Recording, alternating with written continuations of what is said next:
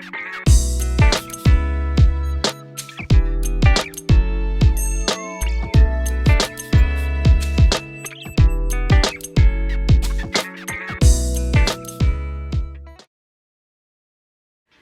everyone, I am Professor Veena Joshi. I teach in the Department of Geography, Savitribai Phule, Pune University.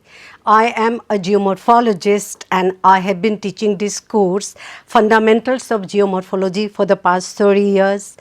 And it's one of the most interesting subjects for the MA Part 1 and I believe you will enjoy it.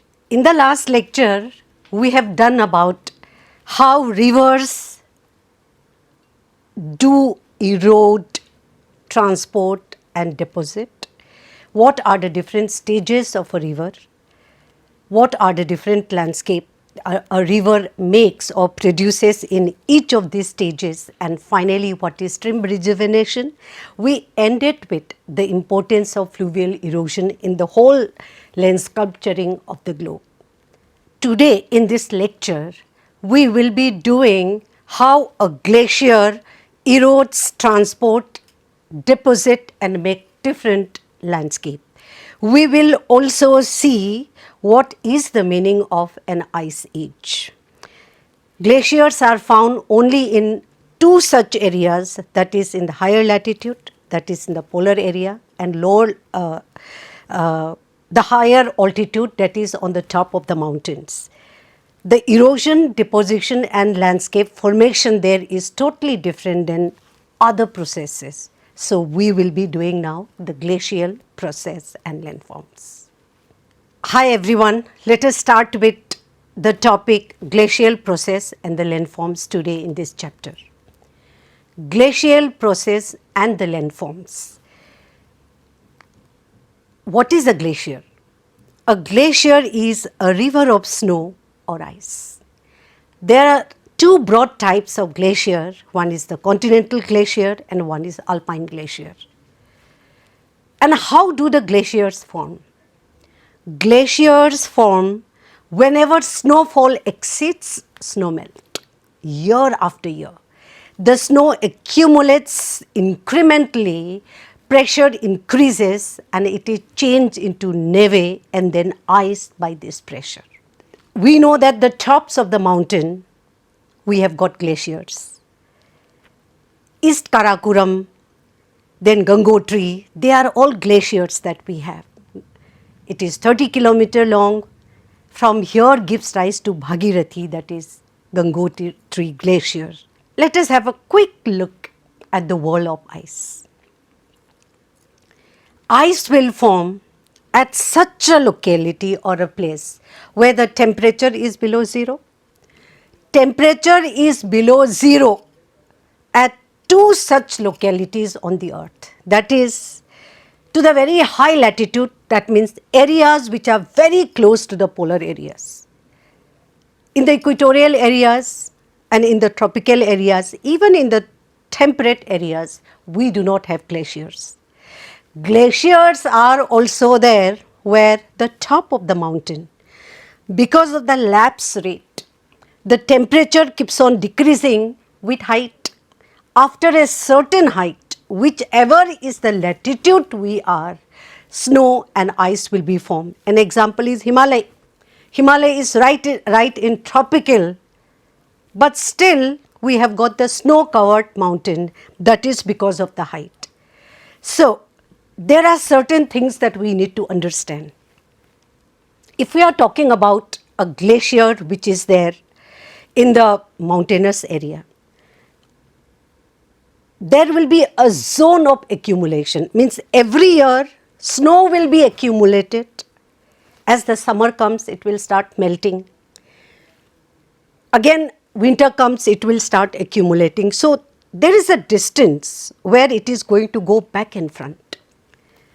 For snowflakes, snowflakes becomes due to pressure, becomes granular. They become compacted and we call it as firn. And finally they becomes like our freezer ka ice, that is the glacial ice. These are called as the firn, very thick ice. They are more than 10 meters, 20 meters, depending on where they are. So there is a zone of accumulation. Like a river, it also has got a profile. The point where it is starting, that is what we call it as the zone of accumulation, where snow will get accumulated every year. And then there is a zone somewhere in the center, which we call it as a zone of ablation. That means evaporation is more than the accumulation. And finally, the end part of a glacier is where it completely starts melting into water. So, like a river, glacier also has got 3 such sections. Zone of accumulation, where only accumulation and accumulation. And then, what is a snow line? Snow line is, every winter there will be snowfall and accumulation of ice. So, ice will occupy a large area, it will come downhill. When the summer comes, as it starts melting, the down portion start melting and the level goes up. Somewhere on the way, again the winter comes and it comes down. But there is a line above which snow is always there. That is what we call it as the snow line. That is the reason why when we take the photograph of Mount Everest or Himalaya, even if you shoot the picture in May, which is so very hot in India, still there is no cover because it is above the snow line. Glacial mass balance. It is important for a glacier to form, the mass balance has to be positive. That means every year, whatever is the quantity of ice that is getting accumulated, it will be melted when the summer comes. If the proportion is such that melting becomes less than accumulation, then more and more will be accumulated, mass balance is positive and glaciers will be formed. If evaporation is more, even if the snow falls, even if the ice is there in winter, because the mass balance is negative, it is not going to form into a glacier. This is called as ablation, the process of wastage of snow or ice by melting, sublimation and calving. All these 3 together form ablation. A snow line. A snow line is a line above that snow is permanently there, whether it is in summer or it is in winter. Glacial transport. Glaciers transport the sediment and the material in a different way, not like that of a river that we discussed in the last chapter. Because glacier is a solid body, it is not liquid, and therefore when the boulders or cobbles or sediment falls on top of the ice, it is kind of slowly getting to the bottom, and even before getting to the bottom, it bulldozes, like how a solid is pushing another solid. So, the volume and the speed determines how much of amount of erosion will occur in case of a glacier. Glacial erodes slightly more effectively than water. There are 2 mechanisms with which a glacial does the erosion, that is plucking and abrasion. It gives rise to polishing and striations. Plucking means the boulders or cobbles or the rocks, as it comes into contact with the bed beneath the ice is pushing it. As it is pushing it, it will find some crack or some weak place and get lodged into it, and the ice will keep on pushing it and pluck out a chunk of the rock, which we call it as plucking. And abrasion is same as that of river erosion. Abrasion is grinding tool. The material is frictioning against the bed. Because of that, a glacial bed is always very polished, and the rock which are trapped into it gives rise to lines and lines, which we call it as the glacial polis. And glacier, unlike water or river, can carry rocks of any size at any time, from the smallest to the biggest at one time. So a glacier can carry a rock as big as this building.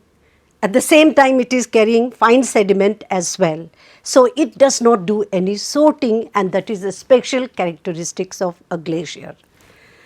Glaciers and ice sheet erode and deposit great quantities of sediment. Glacial abrasion, rock fragments in a glacier scrap and grind the bedrock. Plucking is moving ice plucks loosen rock material and carries it away. Sediment is carried, then deposited when the ice melts. So plucking, it will pluck out the chunks. Ice crevasses. Ice has got crevasses, that means cracks, which can be very, very deep, and it is very dangerous. During the winter, it will get sealed by the snowfall, and it poses great threat to people who do climbing. The climbers use these crevasses to climb the mountain in Himalayas and all. Now, that is the general characteristics of what is the behavior of a glacier. There are two broad types of glacier. One is called as the alpine glacier, or glaciers which are formed on the mountain like Himalaya. Alpine glaciers change V-shaped to U-shaped valleys. The second type of glacier is called as the continental glacier. Continental glaciers remove all soil, plants and small hills. So continental glacier is not on the mountain. They are on the plain area. So there are two such areas on the earth where we have got the continental glacier now. One is Antarctica and one is Greenland. Whereas the alpine glacier is there on all the latitude wherever there are tall mountains. You can take the example of even Fuji Mountain, Rocky Mountain, Andes Mountain, Himalaya. All these things are covered with glaciers. Landforms made by the alpine glacier. So now we are going to see what are the landforms which are created by the mountain glacier or alpine glacier. The first thing is where the ice is accumulated. So the first feature is called as cirque. C-I-R-Q-U-E, cirque. It is the valley head enlarged and hollowed out by glaciers, producing bowl-shaped valley. It's like an armchair, and ice is collected into it and a glacier starts from there. So this hollow is known as alpine glacier. Cirque. Arete. They are the sharp ridge formed between two cirques. And in all the Himalayan topography and in all the alpine region, arete is very, very common. Next is a horn. They are the steep-sided peak formed by glacial erosion from three sides. So they are like a cone, like a horn, very sharp peak. Then the next is col. Natural pass or low notch in the arete between opposed cirques. Arete is nothing but a water divide. What we call it as the water divide here in case of glacier is arete. The sharp ridge which is separating one cirque from another cirque. Sometimes there are natural bridge or low-lying zone between this arete. This is what we call it as col. Tarn, T-A-R-N. Tarn, they are the small lake occupying a rock basin in a cirque. Or we can simply say that they are small lakes which are there in such kind of topography. then hanging valley. Stream valley that has been truncated by glacial erosion so as to appear in cross section in the upper wall of a glacial trough. So we can see the pictures. A cirque, that is where ice is accumulated. Behind that is the rock hill. When the ice melts, it looks like an armchair, very steep at the back and little gentle. And within this cirque itself, glacier can start moving. What we can see is, before an ice age, before a region is glaciated, the pre-glacial topography will have the river carving the channel in V shape. As the ice accumulates, ice is filling it, and when the ice recedes, what we see is creation of truncated spurs, cirques and horn and arete and a V-shaped valley.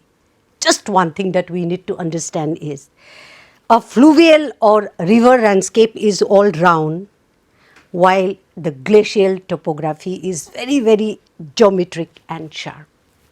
So an arete is the sharp ridge which is dividing one cirque from the other, and a horn is the central part where more than 2 or 3 cirques are taking birth, and that central part is called as horn.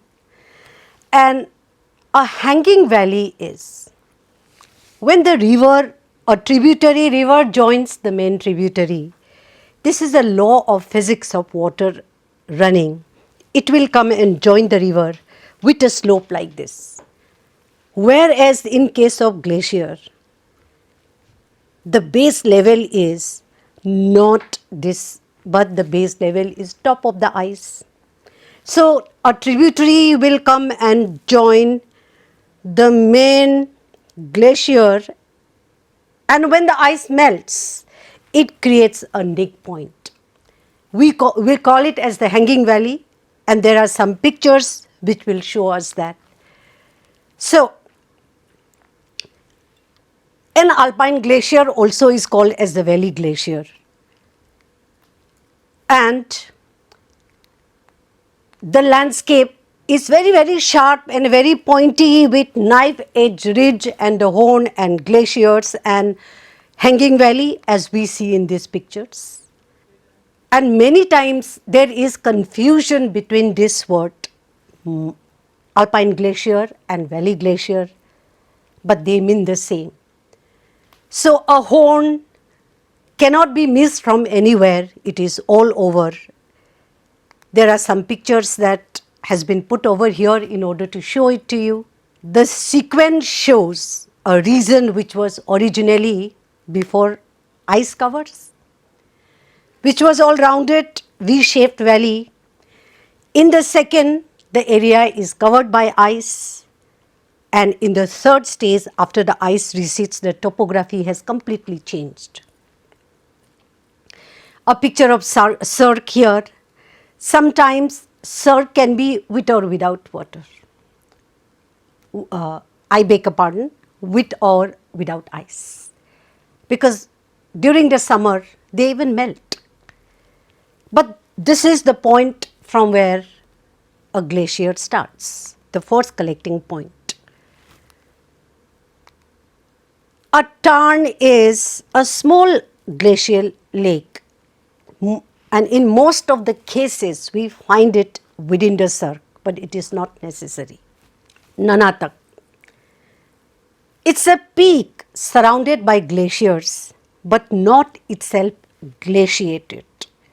Or in simple word, we can say that a Nunatak is an island or a rock island which is surrounded on all the sides by ice. So it's a summit or a ridge or a mountain that comes up from an ice field or a glacier that otherwise covers most of the mountain or ridge. They are also called glacial islands. A U-shaped valley. Unlike a river which always will make a V-shaped valley, a glacier will make a U-shaped valley. The sides are steep and the floor is broad and it gives the shape of a U and it is very, very smooth. Some pictures of the glacial trough.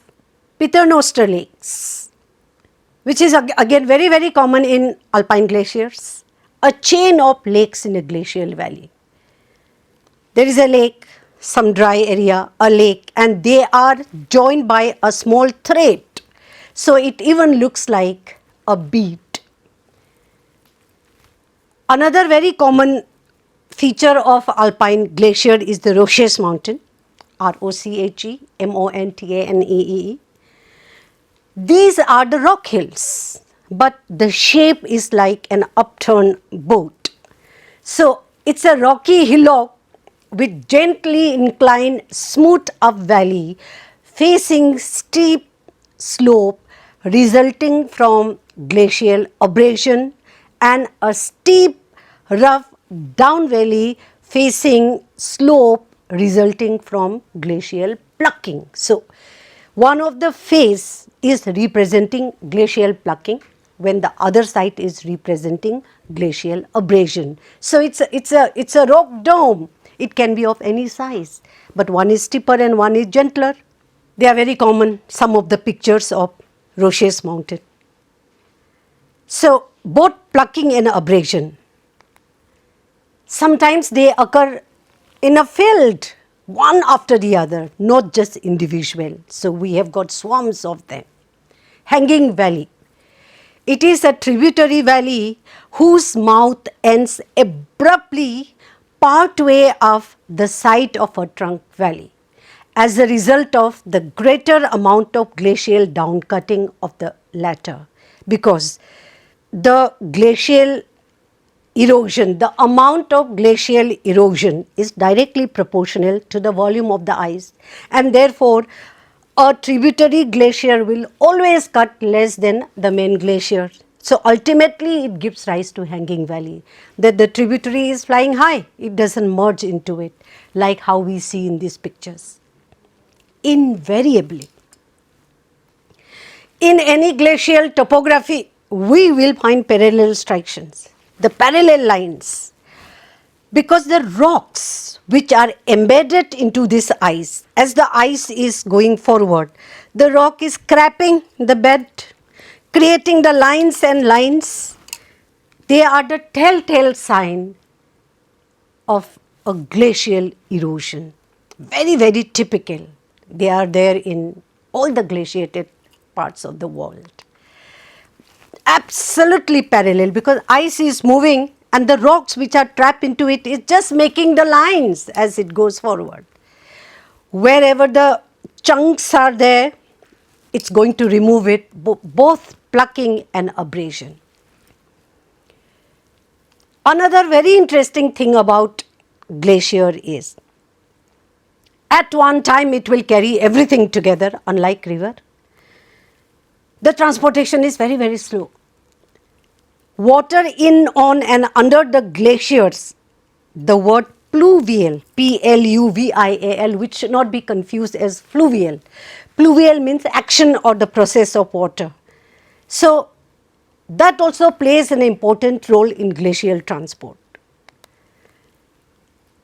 This glacial drift, that is any material which is deposited by glacier or their meltwater.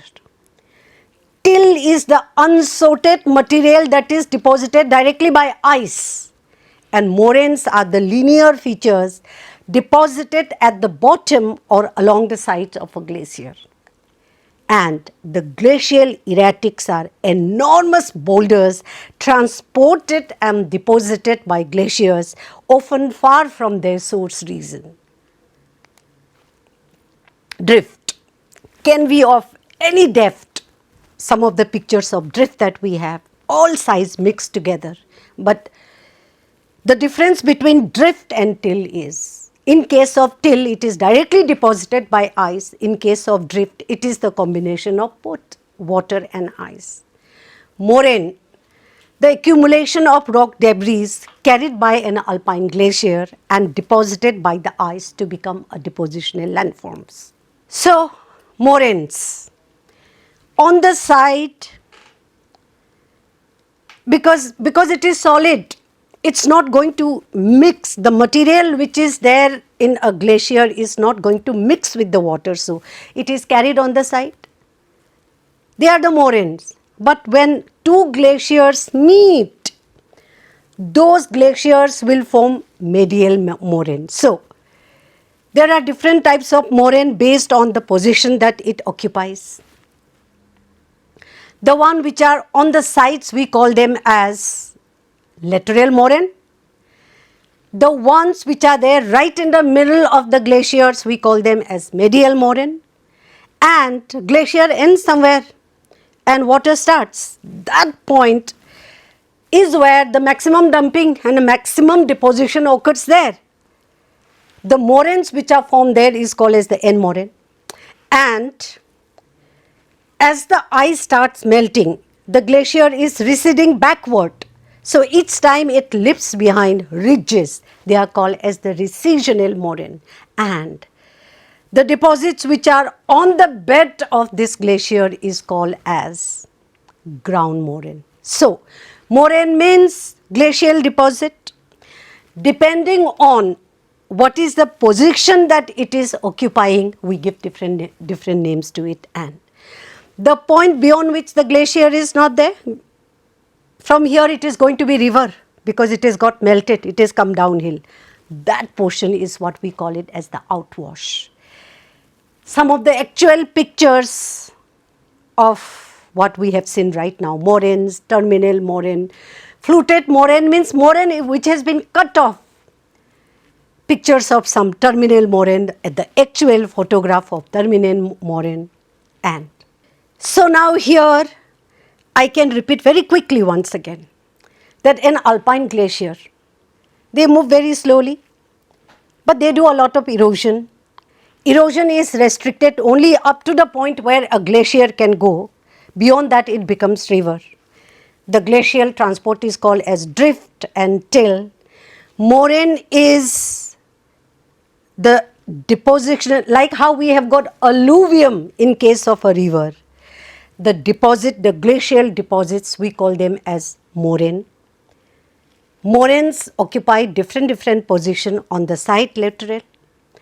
In the middle, medial, on the ground moraine, where it ends the end moraine, recessional moraine, etc. The erosional features, they are restricted mostly where the glaciers do start. Like for example, Arete, Horn, Cirques, V-shaped valley, truncated spur, they form the erosional landscape.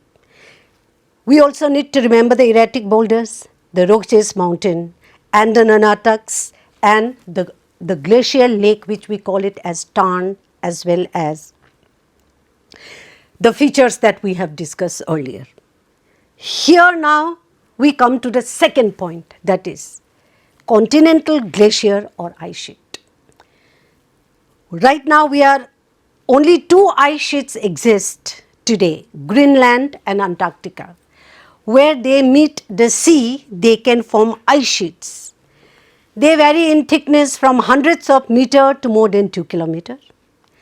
They scour away all soil and vegetation and dramatically reshape the landscape and ecology of large region. So, there are two areas where we have got ice sheets. These are icebergs. Instead of landscape in Antarctica, we have got ice caps. And we are going to see what are the landscape which were formed by the ice sheets. When the ice melts, it forms what we call it as esker. Esker is the narrow, often sinuous embankment of coarse gravel and the boulders deposited in the bed of a meltwater stream in a tunnel within stagnant ice in an ice sheet. The long sinuous line is the esker. Then there are kettle and kame. Kettle is the lakes, the glacial lakes. Then we have got drumlin. They are the smoothly rounded oval hills of glacial till formed by the moving ice. We have terminal moraine, the moraine where the ice actually melted. So when the ice recedes, it leaves behind several features like terminal moraine, recessional moraine, an esker, drumlin, kettle and came. Came are the mounds and drumlins are also the mounds, but they are the upturned boats. So pictures of outwashed plain, they look quite messy. The photographs of esker, these eskers which we see here, they were formed in the previous ice age. It is currently stabilized by vegetation, so we know that these areas were covered by ice once upon a time. Currently it is not under glaciation. The picture of drumlins, these small hills which is looking like an egg or a boat upturned. There is one steep end and where is one gentle end. Again they are stabilized because currently we are not covered by ice, but many of these features were formed when these areas were covered by ice. These are, sometimes they are found together in hundreds of them together at one time. We call them as a drumlin fill, basket of egg topography we call it. How they were actually formed is a lot under debate. Erratic boulders. This is one of the most interesting thing. Based on that, the concept of ice age was built. Like an abnormally large boulder out of nowhere is deposited somewhere. There is no mountain close by, there is no river close by to bring it down, but such kind of erratic means something which is erratic, which is out of the way. They are the telltale features that these areas were covered by ice sheets, the erratic boulders. In the field, they are stabilized. The picture of kettle, ice was buried in the moraine. When the ice melts, they form into kettle lakes. Came is, it is a small hill or a dome which is formed when the ice was covering it, but when the ice goes, they become just a mound. The difference between came and drumlin is, came doesn't have any shape, whereas drumlin has got a boat upturned shape. So came terrace, molins. These are holes in glaciers that water flow through, connect surface stream to subsurface stream. So ice has got many such holes and it directly goes and connect with the underground streams. They are very dangerous and they are also interesting because sediment goes into it and they are responsible for the formation of cames. They can be very large also and we don't know how deep they are. They go right till the bedrock. This is picture of a moraine, push moraine. Now it is winter. So recessional moraine, because moraine is coming behind. Summer has come. As the summer comes, ice is going to advance again. The moraine will be pushed ahead. We call it as the push moraine. That means moraine is pushing back and forth in summer and winter during an ice age and non-glacial period on the floor. And actual pictures can differ. Moraines can be sometimes fine or sometimes it can be coarse, and already I told you that they are the mixture of all sediments of all sizes. There are several pictures in internet and anybody can have a better look at it. There are hundreds and hundreds of such kind of examples everywhere. In the end, now we said there are two types of glacier. One is alpine glacier, alpine glacier or a belly glacier will always be there, whether it is an ice age or an interglacial period, because of the vertical zonation of the lapse rate. But the continental glaciers or the ice sheets that we talk about, they are the result of ice ages. Here I would like to tell you that in the history of our earth, our globe has been covered by ice several number of times. Again an interglacial period and it melts. Again an ice age. Depending on what is the drop of the temperature, how much of area of the globe will be actually covered, that differ. And also many times, because equator and tropical temperature is very high, in a glacial period, it does not actually come till the equator, at least till about now, that is what we believe. But an ice age is very important because it not only leaves behind the glacial features as what we had seen it yesterday in continental drift theory, but it is very important for geomorphology. The basic, when there is an ice age, the sea level goes down because water in the sea gets locked up as ice on the continent. The moment sea level goes down, all the river waves level has got changed, river starts reworking. And another very important thing is, when an ice age comes, temperature drops down and it hits our atmospheric circulation and rainfall becomes less. So when the rainfall becomes less and when the sea level goes down, geomorphology is going to be disturbed everywhere in the world, whether it is covered with ice or not. So when we say glaciation, it is the single episode or time period in which ice sheets formed, spread and they disappeared. Glaciation occurs when temperatures drop or snowfall increases. There have been many glaciation episodes in the Earth's history, and now we are in an interglacial period. Ice is still melting, but the glacial ice has remained in Antarctica and the Greenland, and we do not know for how long it is going to continue and another ice age come, because it is a cyclic phenomena. So the possible cause of the ice age could be the motion or the tectonic plates brought land mass to higher latitude.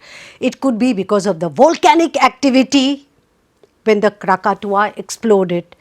For one full year, it was, the whole globe was covered with dust. Throwing the sunlight back to the space, albedo becomes more, temperature cool down, decrease in sun's energy output or change in the atmospheric composition, whatever it is, but ice age has been happening and it affects the geomorphology in a big way. And one of the most important causes is our astronomical hypothesis, Milankovitch cycle, that in a cyclic way, because of our precision cycle, sometimes Earth is a little far away from the normal average distance of the Sun. That also is the cause. So currently only 10% of the land is covered by glacier, but when an ice age was happening, and the most recent or the last one was happening around 20,000 years ago, and it is called as LGM, that is last glacial maximum. That was the last ice age that we had, and we are now in a melting period, and we are looking at the features which were created during that time. Some of the pictures and fjord. Fjord, you will find it in mountainous areas like Sweden, where the glaciers directly enter into the sea, or you can call them as flooded glaciated valley, and they are beautiful. There are movies, there are documentaries, people from all over the world go to see them, these fjords, 90-degree slope, very clean cut, and directly it goes into the sea. and and but we don't have it here because it's not a glaciated area. And finally, I would like to say that the relationship between climate and geomorphology is terrific.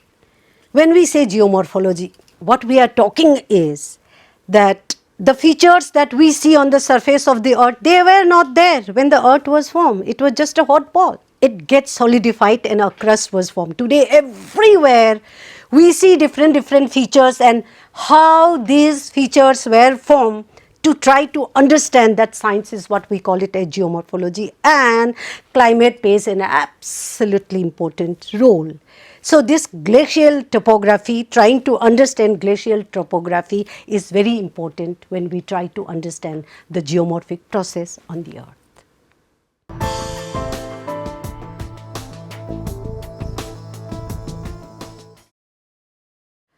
So what did we study in this chapter? We started with what is a glacier. We started with how a snow goes into different phases to form into a glacier. Then we also have seen how the glacial transport the material, how glacial do the erosion. They are different than how the rivers do.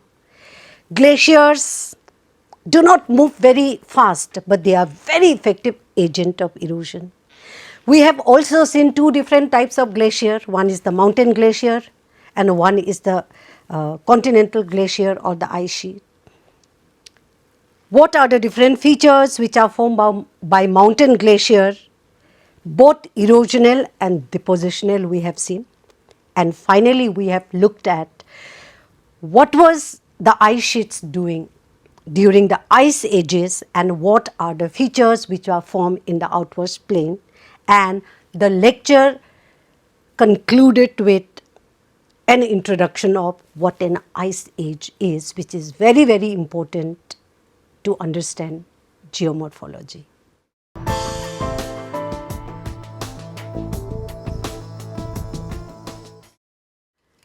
So I believe you must have understood what a glacial process and landscape is all about. After this, we will be going to the deserts.